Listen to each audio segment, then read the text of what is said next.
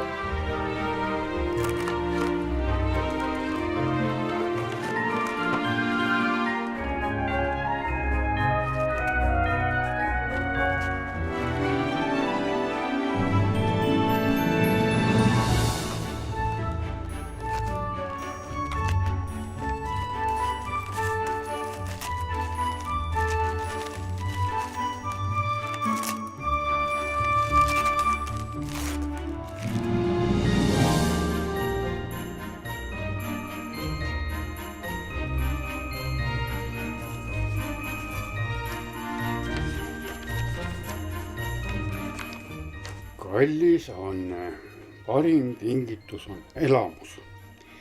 Lähme koos rattamatkale.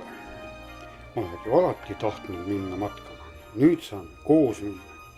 Issi